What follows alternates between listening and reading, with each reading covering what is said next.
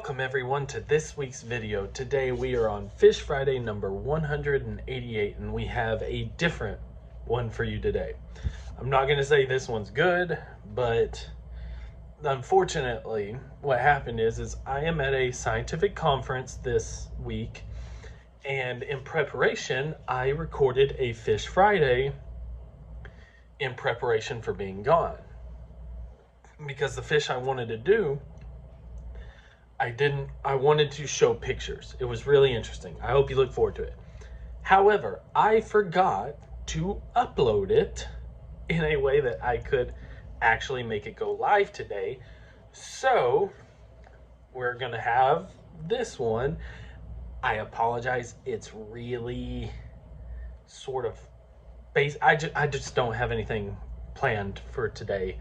My plans fell through. But I did not want to leave y'all without a video, so I decided to make this video that I thought could be interesting. So today's fish video that we're going to be talking about is actually on, are scientific conferences worth it, and what happens at a scientific conference. So, and I admit I was guilty of this when I was younger. I thought scientific conferences were a bunch of people getting together, top of the fields, absolute nerds, and, you know, use high level words and talk over everyone's head. Students try and keep up, and then the professionals just leave in the dust and the professionals ignore the students. Now, I have been coming to this conference for almost a decade now, actually over a decade, like 11, 12 years, something like that. I've been coming to this conference for a while. It's one of my favorite conferences. And all I can tell you is that is not the case. It is so different than that. You learn very quickly after coming to these conferences that these professionals, you know, and this conference, it has some of the top people in the field. They've been published in multiple studies. They are incredibly well read, very huge scientific minds. One of the greatest ecologists, in my opinion, in the world is here at this conference. He comes every year. And these people are normal people that just have a scientific mind. You're going to have some that are just way beyond, and you have that sort of, you know, traditional zeitgeist of, you know, the super high physicist and all that, you know, has social interaction problems. And that may be true in those types of fields, but most of these people grew up doing, you know, like field collections. They're out there doing stuff, they're talking, versus, you know, like Neil deGrasse Tyson, Stephen Hawking, you know, they're very small in their world, and they're not having to go out and do these like going out and collecting fish. And there's just a certain mindset of people, and I don't want to say that Neil deGrasse Tyson is not humble. What I'm trying to get across is that, and even Neil deGrasse Tyson seems like he'd be incredibly easy to talk to. But, you know, these professionals, and they could even be like this in a physicist conference, I don't know. But in my conference, you know, I grew up, or when I went to college, I read the papers of these people giving talks. And I was so intimidated. I won't lie. I came to this conference for 3 years before I talked to anyone. I didn't talk to a single soul for 3 years. And it's one of the biggest regrets I have in my life. Because I missed out on 3 years of getting to know these people and friends. Some of these people I do actually consider friends. They are not acquaintances, they are friends. And one of them, the ecologist I was talking about, he's one of the first people I talked to. I went up, spoke with him, and said, "Hello, I'm here." And he shook my hand. We had a conversation. Didn't have to be about science. We actually wound up talking about dog breeds. healers, in fact, just opinions. These are down to earth people, and other professionals are going to be that. So, for any younger viewers out there, if you're thinking of going to this in college, dude, I encourage everyone to go to scientific conferences and talk to everyone. It's the best way to, talk, get to know people, because the natural resources field, especially in Texas, is so small that not only do you know these people, you're going to see their names. You're probably going to wind up speaking with them at some point outside of the conference, getting their opinions on studies or regulatory issues or things like that. So it's incredibly important for me, in my opinion, that I come to these conferences not for the scientific talks, but also for the socialization. Now, are scientific conferences worth it? Absolutely yes. And more than that, I encourage anyone to go to a scientific conference, no matter if their interests may not align. I am at a fish conference, a fisheries conference. Most people would see that and be like, okay, every single talk is going to be about a fish or this group of fish or this fish. And that's not the case. I actually just left a talk that is actually about, do wetlands, or how do I put this? How carbon sequestration happens in urban wetlands, how much carbon is being sequestered in urban wetlands, and how secondary succession happens in these urban wetlands. And you may not even care about that. You may be like, oh, that sounds absolutely boring, Bing. It was interesting to me. That's not the point I'm trying to get at. The point I'm trying to get at is this is a fish conference and we're talking about that. This is a fish conference, yet there have been numerous talks on freshwater mussels. This is a fish conference, and yet we've had 5 or 6 talks about crayfish.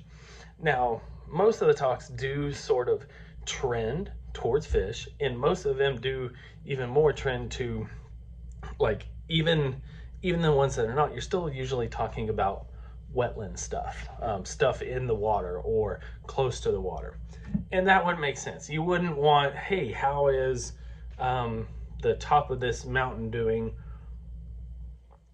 for this one snake? There is a conference for that one I highly encourage, the Kansas Herpetological Society meeting. It's really good, but it's really not just that. There's a ton of talks that encompass a wide range of interests. And so I think it's interesting because, and you should go, because even if you're not finding your talks and you're like, I'm just interested in fish, you can go. But here's another thing. Look and see if there are conferences in your area. And this might be for a little more of my older viewers or adult viewers. Just Google search fisheries conferences. You might find one that's relatively close by. These conferences are not exclusive. You do not have to be a member of a university or a professional society or anything like that. You can actually be just a normal person and be like, I want to learn. And it's worth it. I mean, if nothing else, you get 2 days of talks and sometimes some free lunches and a free dinner because, all that. This conference, usually every conference I go to, they also have an awards banquet where they give out like student awards, presentation awards, and things like that. And then they have an auction. And also, let me tell you, I'm not condoning this for underage viewers, but these scientific conferences, many people would be surprised how, I don't want to say wild, but rambunctious they could be, especially with a few drinks in them. And make no mistake, these scientists can drink. Because, scientists have not given a good portrayal of reaching out to the general public. And the general public usually has a very low opinion of scientists and think of them as very high strung, and they're in their own little world, and they're not going to give a normal person the time of day.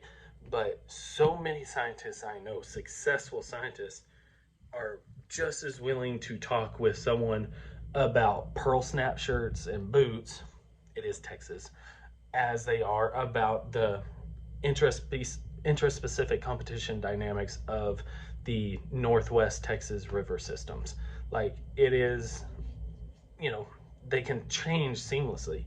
And many of these, because here's another thing, I don't know how they feel, but there's sometimes I'll talk with anyone about what I do and what I want to do and research that I want to do, but there's sometimes I'm like, man, I just want to, you know, have a beer and talk with you, see how your home's doing, how your kids are doing.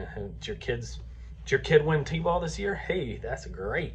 You know, these people are still real people and have their own real world interests. So do not be afraid to talk to any scientist. And for anyone out there, if you find a scientist that you like, hey, I'd like to kind of at least chat, send them an email. Like, it's bizarre. Now, not everyone's going to do this, and this may only reach a very few select viewers, but something I was told in college that anyone can do, anyone, and it kind of goes back into some of my videos. My overarching interesting fact is expanding your mind. I want people to learn. I want people to be intelligent, learn, and be able to think about stuff.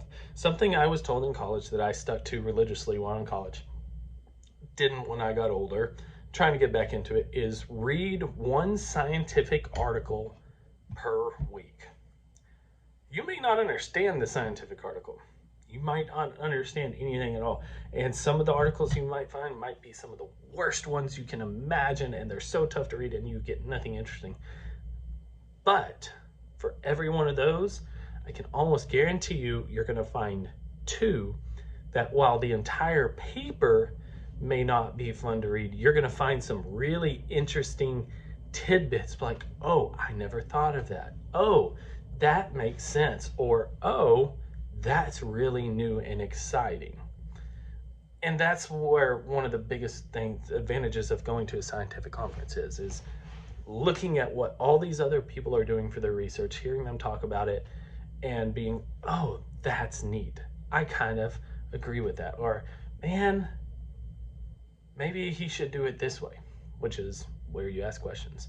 So, sorry that this isn't a fish video. I hope you don't mind too much, but thank you guys so much again. I really appreciate it. Hope to see you again. If you don't, please be safe. Have a great day. Please leave a like, comment, and subscribe. If you do, I'd really appreciate it. Hope to see you again. Take care of yourselves. Take care of your loved ones. Sorry about the no fish video. You will get it next week, and it's a good one.